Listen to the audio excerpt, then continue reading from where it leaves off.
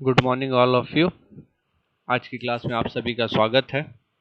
Last class में हमने बहुत सारी चीज़ें अपने कंट्रोल सिस्टम सब्जेक्ट के बारे में डिस्कस किया था। तो आज के टॉपिक में हम आगे बढ़ने से पहले कल की क्लास में जो हमने कुछ चीज़ें पढ़ी उनके बारे में एक रिवीजन कर लेते हैं कि कल हमने क्या क्या देखा। कल हमने अपनी क्लास में सिस्टम क्या होता है इसके बारे में देखा, साथ ही साथ कंट्रोल सिस्टम क्या होते हैं इसका एक एग्जाम्पल भी हमने देखा क्लासरूम का। फिर डिफरेंट टाइप के जो टर्मिनोलॉजी हैं किसी भी कंट्रोल सिस्टम में उसके बारे में हमने बात किया। फिर जो हमारा नेक्स्ट टॉपिक था क्लासिफिकेशन ऑफ कंट्रोल सिस्टम, उसमें हमने नेचुरल कंट्रोल सिस्टम क्या होता है, मैन मेड कंट्रोल सिस्टम क्या होता है, कॉम्बिनेशनल ऑफ कंट्रोल सिस्टम क्या है, और time variant and time invariant control system के बारे में हमने लास्ट क्लास में डिस्कस किया। तो classification of control system topic को ही हम आगे बढ़ाते हुए उसके पांचवें प्रकार के बारे में यहाँ पर देखेंगे। पांचवा जो प्रकार होता है वो होता है linear and non linear system. तो किसी भी नियंत्रण प्रणाली को, जैसे linear and non linear system को हम बोलते हैं रेखीय और अरेखीय प्रणाली। तो रेखीय और अरेखीय प्रणाली से जो एक अगर हम मीनिंग निकालें तो जो लीनियर कंट्रोल सिस्टम होता है, जो रेखीय प्रणाली है, तो किसी भी नियंत्रण प्रणाली को लीनियर तभी कहा जाता है यदि उस पर सुपरपोजिशन थ्योरम का सिद्धांत लागू हो। आप लोगों ने basic electrical and electronic subject में सुपरपोजिशन थ्योरम पढ़ा होगा। सुपरपोजिशन थ्योरम में मतलब यही बताया जाता है कि किसी भी पॉइंट पर जो करंट है उनका मान लगभग एक समान ही होता है। तो किसी भी नियंत्रण प्रणाली को लीनियर तभी कहा जाता है यदि उस पर सुपरपोजिशन थ्योरम का सिद्धांत लागू होता है। रेखीय प्रणाली के लिए उस प्रतिक्रिया पे कुछ फोर्सिंग फंक्शन की गणना एक फोर्स फंक्शन पर विचार करके और परिणाम जोड़कर की जा सकती है। किसी प्रणाली को रेखीय कहते हैं यदि वह इन दो गुणों का पालन करता है। तो यहाँ पर जो हम लीनियर कंट्रोल सिस्टम के बारे में बात कर रहे हैं, तो लीनियर कंट्रोल सिस्टम हम किसी सिस्टम को तभी कहते हैं यदि वो सुपरपोजिशन थ्योरम के सिद्धांत को फॉलो करता है, अपने ऊपर लागू होने देता है। तो लीनियर सिस्टम के लिए जो रिस्पॉन्स है उस पर कुछ फोर्सिंग फंक्शन की गणना एक फोर्स फंक्शन पर विचार करके और परिणाम को जोड़कर की जा सकती है। तो किसी भी प्रणाली को हम रेखीय कहेंगे यदि वह इन दो गुणों का पालन करता है। पहला, F X F in bracket X plus Y is equals to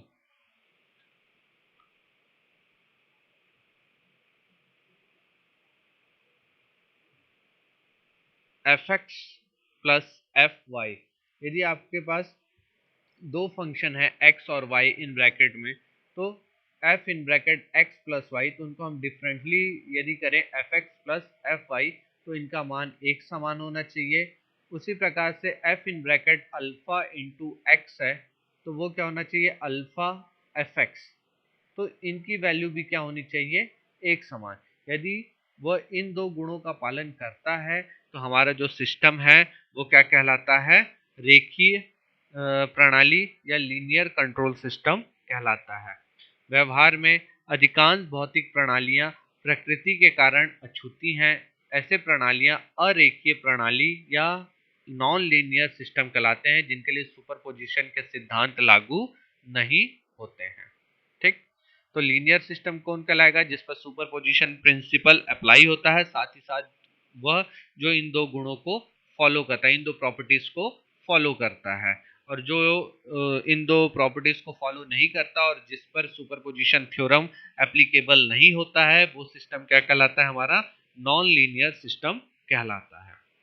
next है continuous time and discrete time control system. निरंतर समय नियंत्रण प्रणाली और असतत समय नियंत्रण प्रणाली। तो यहाँ पे कंटिन्यूअस टाइम कंट्रोल सिस्टम को हम निरंतर समय नियंत्रण प्रणाली कहते हैं और डिस्क्रीट टाइम कंट्रोल सिस्टम को असतत समय नियंत्रण प्रणाली कहते हैं। तो एक सतत समय मतलब अगर हम कहना चाहें तो सतत समय नियंत्रण प्रणाली और असतत समय नियंत्रण प्रणाली।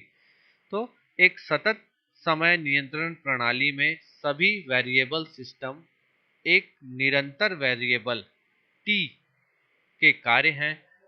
टैको जनरेटर फीडबैक प्रतिक्रिया को डीसी मोटर के स्पीड कंट्रोल करने में उपयोग करना निरंतर डाटा प्रणाली का एक उदाहरण है, किसी भी समय t के समय पर निर्भर है। तो यहाँ पे सतत जो समय नियंत्रण प्रणाली है वो क्या है, उसमें जितने भी वेरिएबल होंगे सिस्टम के वो सभी क्या है, निरंतर वेरिएबल t के कार्य है। एक पर्टिकुलर टाइम पर उनकी वैल्यू को, उस वेरिएबल को, उस चर के बारे में हमें बताना है। फॉर एग्जाम्पल यदि मैं आपको बताऊं कि किसी डीसी मोटर का, यदि हमें किसी डीसी मोटर की स्पीड कंट्रोल करने के लिए यदि हम टैको मीटर का उपयोग कर रहे हैं, टैको जनरेटर फीडबैक का उपयोग कर रहे हैं, तो उसकी जो निरंतर डाटा सिस्टम है उसको हम रिकॉर्ड करते जाते हैं कि किस पर्टिकुलर टाइम पे उसकी क्या वैल्यू है। तो वो किसी भी समय वो जो डाटा प्रणाली है वो टी के समय पर निर्भर करती है। उसी प्रकार असतत समय प्रणालियों में एक या एक से अधिक सिस्टम वेरिएबल केवल समय के कुछ विशेष असतत अंतराल पर ज्ञात होते हैं, वे लगातार समय पर निर्भर नहीं होते हैं। जैसे माइक्रो प्रोसेसर जो है वो क्या है, आपका डिस्क्रीट टाइम कंट्रोल सिस्टम का एक एग्जाम्पल है।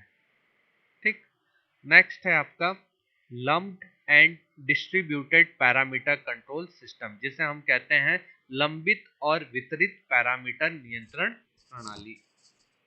तो यहाँ पर जो हमारा lumped and distributed parameter control system है उसमें नियंत्रण प्रणाली जिसे साधारण अंतर समीकरणों द्वारा बताया जा सकता है उसे हम लम्प्ड पैरामीटर कंट्रोल सिस्टम कहते हैं। जैसे different parameter, for example resistance, inductance, capacitance in electric network, किसी भी विद्युत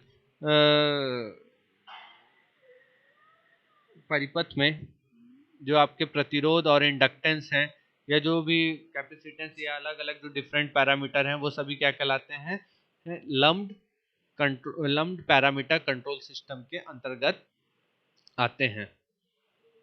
और नियंत्रण प्रणाली जिन्हें आंशिक अंतर समीकरणों द्वारा वर्णित किया जा सकता है वितरित पैरामीटर नियंत्रण प्रणाली कहलाते हैं। फॉर एग्जांपल ट्रांसमिशन लाइन में जो रेजिस्टेंस और इंडक्टेंस पैरामीटर होते हैं वे पूरी तरीके से क्या होते हैं, वितरित फॉर्म में होते हैं। तो यहाँ पे लम्प्ड को हम साधारण अंतर समीकरणों के द्वारा बता सकते हैं और जो आपके डिस्ट्रीब्यूटेड हैं उनको हम अंतर समीकरणों द्वारा, आंशिक अंतर समीकरणों द्वारा वर्णित कर सकते हैं। ठीक है, तो ये आपके 7 प्रकार के वर्गीकरण थे किसी भी कंट्रोल सिस्टम के। पहला था आपका नेचुरल कंट्रोल सिस्टम, दूसरा था आपका मैन मेड कंट्रोल सिस्टम, तीसरा था आपका कॉम्बिनेशन ऑफ कंट्रोल सिस्टम, चौथा था आपका time variant and time invariant control system, पांचवा था आपका linear and non linear control system, छठवां था continuous time and discrete time control system, सातवां था आपका lumped and distributed parameter control system. Clear है, ये 7 प्रकार के कंट्रोल सिस्टम होते हैं। अब हमारा जो नेक्स्ट टॉपिक है वो है ओपन लूप सिस्टम। यहाँ पर ओपन लूप सिस्टम जो है बहुत ही इम्पोर्टेंट टॉपिक है आपके किसी भी कंट्रोल सिस्टम को समझने के लिए। ये मुख्यतः 2 प्रकार के होते हैं, ओपन लूप कंट्रोल सिस्टम और क्लोज लूप कंट्रोल सिस्टम, जिसमें हम यहाँ पर ओपन लूप कंट्रोल सिस्टम के बारे में पढ़ रहे हैं। ये भी क्या है, एक प्रकार से कंट्रोल सिस्टम के क्लासिफिकेशन में आता है। हम इसको 8वें फॉर्म में बोल सकते हैं, open loop control system and close loop control system. तो मैं इन्हें अलग से इसलिए बता रहा हूँ क्योंकि ये बहुत इंपॉर्टेंट है और इनको मैं बहुत ज़्यादा एक्सप्लेन करके भी बताना चाह रहा था, शॉर्ट में नहीं बताना चाह रहा था, इसलिए मैंने इन्हें एक टॉपिक के रूप में ले लिया है। तो हम यहाँ पर सबसे पहले जो देखेंगे वो क्या है, आपका ओपन लूप कंट्रोल सिस्टम। तो वह सिस्टम जिसमें आउटपुट इनपुट पर निर्भर करता है, लेकिन कार्य या इनपुट को कंट्रोल करना आउटपुट से पूरी तरह स्वतंत्र होता है, ओपन लूप कंट्रोल सिस्टम कहलाता है। मतलब ओपन लूप कंट्रोल सिस्टम में क्या है, जो भी हमें आउटपुट मिल रहा है वो पूरी तरीके से किस पर निर्भर करता है, किस पर डिपेंडेंट होता है, इनपुट पर होता है, लेकिन इनपुट को कंट्रोल करना आउटपुट से पूरी तरीके से स्वतंत्र होता है। मतलब जो इनपुट होता है वो आउटपुट से इंडिपेंडेंट होता है, लेकिन जो आउटपुट है वो पूरी तरीके से डिपेंडेंट होता है आपके इनपुट पे। तो ये क्या कहलाता है, हमारा ओपन लूप कंट्रोल सिस्टम कहलाता है। यहाँ पर मैंने एक डायग्राम आपको बता के दिया है, दिखाया है। ये जो डायग्राम है हमारा, इसमें आप देखिए कि क्या है, एक रेफरेंस इनपुट है जिसे मैंने आर टी के द्वारा शो किया है। ये एक टाइम वेरिएंट सिग्नल के रूप में हम शो कर रहे हैं। ये रेफरेंस इनपुट कहाँ पे जा रहा है, आपका कंट्रोलर में जा रहा है। ठीक है, इस कंट्रोलर से एक सिग्नल यू निकल रहा है, ये किस पे जा रहा है, प्रोसेस पे कर रहा है, और हमें क्या मिल रहा है, एक कंट्रोल आउटपुट सी के फॉर्म में मिल रहा है। तो यहाँ पे जो रेफरेंस इनपुट है, रेफरेंस जिसे हम संदर्भ इनपुट भी कहेंगे, रेफरेंस इनपुट आरटी कंट्रोलर पर अप्लाई किया जाता है, जो प्रक्रिया को कंट्रोल करने के लिए एक्चुएटिंग सिग्नल, जिसे हम यू कह रहे हैं, एक्चुएटिंग सिग्नल को उत्पन्न करता है, जिससे प्रक्रिया द्वारा उत्पन्न आवश्यक वांछित नियंत्रण आउटपुट कंट्रोल आउटपुट सीटी को नियंत्रित किया जा सके। तो यहाँ पे ये रेफरेंस इनपुट है जो कहाँ पे अप्लाई हो रहा है, आपके कंट्रोलर में, और इस कंट्रोलर पे जैसे ही अप्लाइड हो रहा है वहां से क्या हो रहा है, आपका एक एक्चुएटिंग सिग्नल, सक्रिय संकेत यूटी निकल के कहाँ पे जा रहा है, उस प्रक्रिया को कंप्लीट करने के लिए, उस प्रोसेस को कंप्लीट करने के लिए, जिससे कि हमें एक कंट्रोल आउटपुट सीटी प्राप्त हो सके। तो ये क्या कहलाता है, हमारा ओपन लूप कंट्रोल सिस्टम कहलाता है। तो अब किसी भी ओपन लूप कंट्रोल सिस्टम के क्या एडवांटेजेस हैं, इसके बारे में हम देखेंगे। तो खुला लूप परिपथ के निम्नलिखित लाभ हैं। पहला, इस तरह की प्रणाली का निर्माण सरल होता है। मतलब यदि आप ओपन लूप सिस्टम को डेवलप कर रहे हो, डिजाइन कर रहे हो, तो ये बहुत ही इजीली डिजाइन हो सकता है। दूसरा, जब आउटपुट को मापना कठिन हो तो यह बहुत ही सुविधाजनक होता है। फॉर एग्जाम्पल, यदि आपका कोई भी आउटपुट बहुत ही आउटपुट को मेजर करना है और बहुत ही टफ हो रहा है, तो उसको मापने के लिए हम इस सुविधा का उपयोग, जब आउटपुट को मापना कठिन हो तो यह बहुत ही सुविधाजनक होता है। तीसरा, इस तरह का सिस्टम रख रखाव के दृष्टिकोण से आसान होता है। चौथा, स्थायित्व की समस्या की कोई परेशानी नहीं होती, स्टेबिलिटी का इसमें कोई भी स्टेबिलिटी के प्रॉब्लम इसमें देखने को नहीं मिलता। पांचवा, यह बहुत ही किफायती तथा डिजाइन करने में सरल होता है। तो ये सारे जो एडवांटेजेस हैं 5, ये किसके हैं, ओपन लूप कंट्रोल सिस्टम के एडवांटेजेस हैं।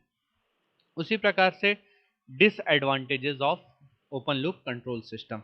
तो किसी भी ओपन लूप कंट्रोल सिस्टम से निम्नलिखित हानियां हैं। पहला, ऐसी प्रणाली इनएक्यूरेट और अविश्वसनीय है, क्योंकि ऐसी प्रणालियों की सटीकता पूरी तरह से नियंत्रण के सटीक प्रयास पर निर्भर करता है। तो यहाँ पे जो डिसएडवांटेजेस है ओपन लूप कंट्रोल सिस्टम का, उसमें सबसे पहला क्या है कि जो ओपन लूप कंट्रोल सिस्टम है उसकी जो वैल्यूज आती हैं वो इनएक्यूरेट और अनरिलायबल होती हैं, क्योंकि ऐसी प्रणालियों की जो सटीकता है, एक्यूरेसी है, वो पूरी तरीके से नियंत्रक के सटीक प्रयास पर निर्भर करता है। सेकंड, इस तरह के सिस्टम गलत परिणाम देते हैं अगर बाहरी वातावरण में भिन्नताएं हैं। तो ये जो ओपन लूप कंट्रोल सिस्टम है, ये आउटर एटमॉस्फेरिक इफेक्ट के कारण इनकी जो वैल्यूज हैं उनमें भी क्या होते हैं, हमें डिफरेंस देखने को मिलता है। मतलब बाहरी वातावरण में भिन्नताएं होने के कारण इनके जो परिणाम है वो भी कैसे होते हैं, प्रभावित होते हैं, और जो सिस्टम है वो गलत परिणाम देने लगता है। तीसरा, वे सिस्टम के आंतरिक डिस्टरबेंस को नियंत्रित नहीं कर सकते हैं। मतलब यदि सिस्टम के कोई भी इंटरनल गड़बड़ी हो रही है, कोई भी आंतरिक गड़बड़ी हमें देखने को मिल रहा है, इंटरनल डिस्टरबेंस देखने को मिल रहा है, तो ये उसको रिकवर या उसको कंट्रोल नहीं कर पाते हैं। चौथा, गुणवत्ता और सटीकता बनाए रखने के लिए समय पर नियंत्रक का पुनः स्थिरीकरण आवश्यक है। क्वालिटी और एक्यूरेसी बनाए रखने के लिए समय पर टाइम पर कंट्रोल सिस्टम को इस्टेब्लिशमेंट करना, रीस्टेब्लिशमेंट करना बहुत ही आवश्यक होता है। तो ये सारे डिसएडवांटेजेस हैं किसके, आपके ओपन लूप कंट्रोल सिस्टम के। क्लियर है? अब यूजेज, तो ओपन लूप कंट्रोल सिस्टम का हम कहाँ कहाँ पर उपयोग करते हैं उसके एग्जाम्पल मैंने यहाँ पर बताए हैं। पहला आपका इलेक्ट्रिक स्विच ऑन ऑफ करने के लिए, दूसरा वॉशिंग मशीन, यदि ऑटोमेटिक वॉशिंग मशीन है तो उसमें आपको इनपुट देना है, पानी डालना है, कपड़े डालने हैं, वॉशिंग पाउडर डालना है, वो ऑन कर देना है, वो कपड़ों को रोटेट करके मूव करके आपको क्या करेगा, कपड़े बाहर निकाल देगा। उसी प्रकार है ट्रैफिक सिग्नल, तीसरा जो है ट्रैफिक सिग्नल। ट्रैफिक सिग्नल में भी लाइट बने रहते हैं, पहले रेड जलना, उसमें टाइम डाल दिया जाता है, टाइम के हिसाब से वो इतने देर में रेड, इतने देर में ग्रीन, इतना देर में येलो करना है। फोर्थ है automatic toaster system. Automatic toaster system में क्या होता है कि आप उसके हीट को सेट करके उसमें आप ब्रेड को डाल देते हैं और जैसे उतने हीट पे ब्रेड जाता है वो तुरंत ही पॉपअप होके बाहर आ जाता है। तो ये जो भी है electric switch, washing machine, traffic signal और ऑटोमेटिक टोस्टर सिस्टम, ये सभी किसके एग्जाम्पल हैं, ओपन लूप कंट्रोल सिस्टम के एग्जाम्पल हैं। तो आज की क्लास में हमने ये देखा कि क्लासिफिकेशन के जो बाकी पार्ट थे उनके बारे में, साथ ही साथ ओपन लूप कंट्रोल सिस्टम के बारे में देखा कि ओपन लूप कंट्रोल सिस्टम क्या होता है, उसके वो किस प्रकार से कार्य करता है, उसके क्या एडवांटेजेस हैं, क्या डिसएडवांटेजेस हैं और उनके यूजेस कहाँ कहाँ पर होते हैं। तो आज की क्लास में हम इतना ही। होप सो आपको आज की क्लास समझ में आई होगी। यदि आपको इस क्लास में किसी प्रकार का कोई डाउट है, कुछ चीज़ें समझ में नहीं आई हैं, तो आप मुझसे संपर्क कर सकते हैं। हम गूगल मीट क्लास के दौरान इस समस्या को दूर करेंगे, इस डाउट को दूर करने की कोशिश करेंगे। आज के लिए इतना ही। Thank you so much.